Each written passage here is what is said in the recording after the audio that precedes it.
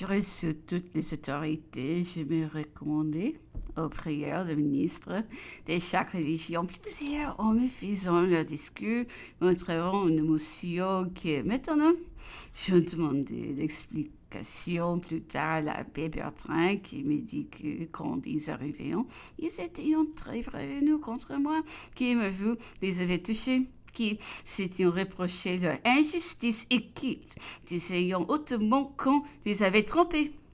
Les palais d'Amsterdam. Autrefois, l'hôtel de ville était fort beau. À l'intérieur, le roi y avait fait beaucoup d'embellissements, mais jamais demeure ne fut plus triste ou dedans.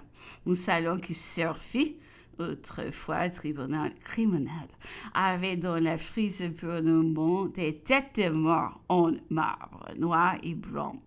Et on n'avait pas voulu détruire ces sculptures fort estimées. Ces galeries étaient ensemble mon appartement de néant du côté d'une église. L'odeur était affreuse et lorsqu'on ouvrait les fenêtres, les canards n'envoyaient qu'un air épais et une vapeur de soufre. Mesdames hollandaises me paraissaient fort bien, mais je les connaissais peu. Elles étaient nouvelle de la plupart. Je passais donc ma matinée seule dans mon appartement à lire. À peine si je voyais mon fils, on venait me prévenir que le roi me tendait pour dîner. J'arrivais à table, il ne se proférait pas une parole.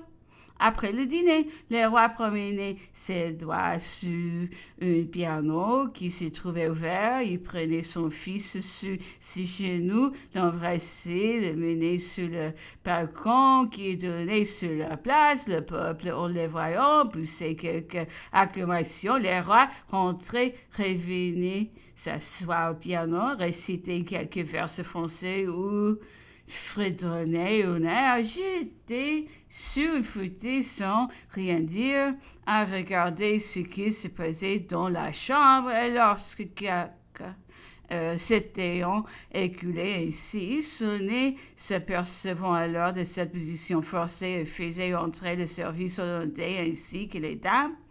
On apportait des tables de jeu. Je faisais quelquefois une partie de mon côté et je retournais chez moi à 9 heures.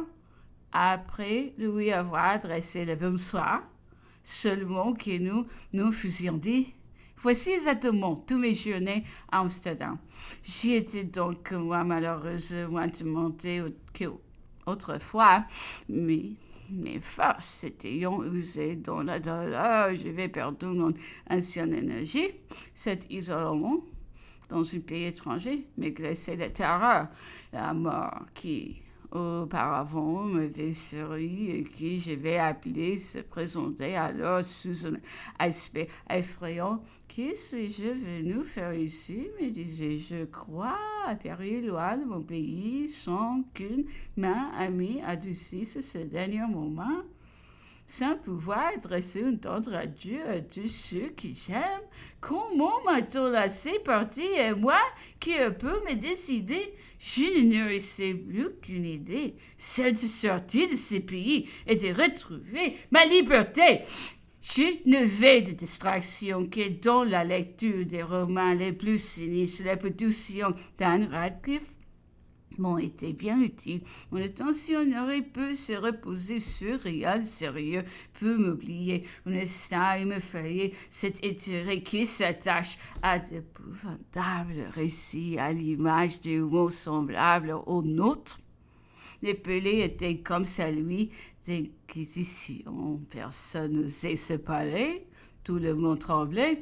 Quand l'abbé Bertrand venait me voir, je le renvoyais bien vite de peur de lui nuire. Enfin, je me sentais tous les jours dépérieux et le souvenir de mes anciennes douleurs comme l'abandon présent dans lequel j'étais livré constamment ma pensée au plus sinistre présage. Je n'ai pu mieux peindre l'état dans lequel j'étais qu'en copiant une lettre de moi écrite à Madame de Broc, qui est envoyée par l'aide d'écran de mon frère. Mais voici à Amsterdam, ma chère Adèle, seule, absolument seule, qui me comprendrait.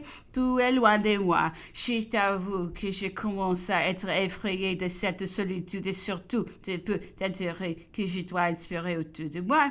Si j'allais mourir ici de nouer de soins, d'affection, cette idée, malgré moi, se présente souvent et je n'ai qu'à me regarder. Pourquoi l'amour possible? J'ai eu plus de courage que de force en souscrivant au désir de ma famille. Toi seul qui savais tout ce qui m'attendait, tout a tout fait pour m'en empêcher. Je me suis laissé le voir désirer me revoir près de lui. Que me veut-il? Je suis venu, mais quelle vie, mon fils, même à peine si je le vois, il est bien gâté. J'en souffre, je n'ai puis rien. Et si la volonté de Dieu soit faite, ce pauvre abbé Bertrand est venu me voir, il m'a donné du courage et m'apprenant les retours de l'opinion sur moi, malgré le mal qu'on en avait répondu, l'on s'est crié comment cette femme que nous avions vue si fraîche et qu'on nous payait insatiable de plaisir et détestant la Hollande, la voilà mourante. On nous a donc trompés. Ainsi, ma chère Adèle, de se sacrifier, de faire tout ce que l'on croit le mieux. Il en revient au moins quelque chose. Le pays est ici absolument comme une inquisition. Personne n'ose se parler. Tout le monde tremble. J'ai bien vite renvoyé l'abbé de peur de lui nuire en le gardant, car je ne puis recevoir personne. Ce n'est plus comme autrefois, ces souffrances et conneries de jeunesse venaient quand même à qui tout cela éloigne de moi. C'est comme grand malheur d'affreux. C'est qui dispose à ne plus perdre une impression frappant tout ce que où serait, tout ce qui m'environne me fait retrouver mes anciens douleurs jusqu'à cette odeur des tubes, jusqu'à ces hommes qui criant la nuit et que j'entendais avec un frémissement terrible quand j'étais auprès de son lit éveillé. Mon enfant, je les entends encore. Ah, ma chère Adèle, je ne crains pas de mourir si je dois le rejoindre.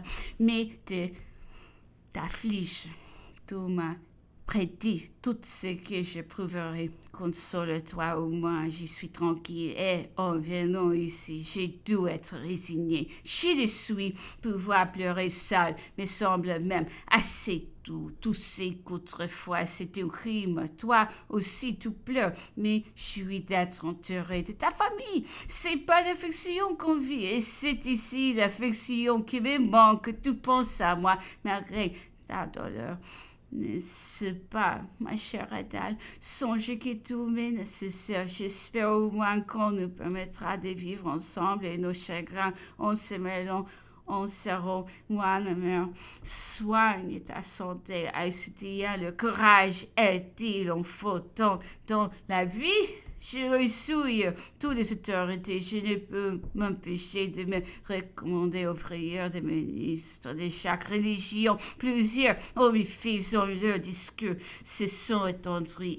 Et l'abbé m'a expliqué qu'il est réveillon très prévenu contre moi. Et je ne sais pourquoi, en me voyant, ils se sont trouvés injustes. Et on dit autrement qu'ils sans doute on les avait trompés et qu'ils sont voulu avoir jugé sans connaître. Les pauvres gens, je leur pardonne. On a tout fait pour cela, mais pourquoi me faire revenir? C'est une idée politique, et je ne puis la deviner. Mais adieu, je soulage mon cœur. Cela me fait du bien, toi seul peux m'en procurer à présent. Calme donc ta douleur, peut me donner les moyens d'adoucir la mienne. Signée Hortense. Mon frère, inquiète de mon état, m'envoya une aide quand il faut longtemps parvenir jusqu'à moi. Personne n'osait approcher de mon appartement peu mais annoncer. Je lui dis de rassurer mon frère. J'étais trop touchée de ce soin un peu accroître ses inquiétudes. En lui parlant de ma santé et de mon découragement, les troupes françaises, je ne sais sous quel prétexte, entrayant en Hollande. Les rois qui veulent conserver l'indépendance de la Hollande avaient fait de très grands sacrifices des territoires à la France, se trouvaient pourtant encore en discussion avec son frère et leur correspondance s'est ressentée due à l'écrire de ses relations politiques. Il crut qu'une lettre témoin pourrait avoir quelque fait pour obtenir de l'empereur à révocation d'une occupation militaire qui pouvait nuire à la popularité de mes enfants. J'ai fait ce qu'il désirait, mais je n'ai reçu aucune réponse.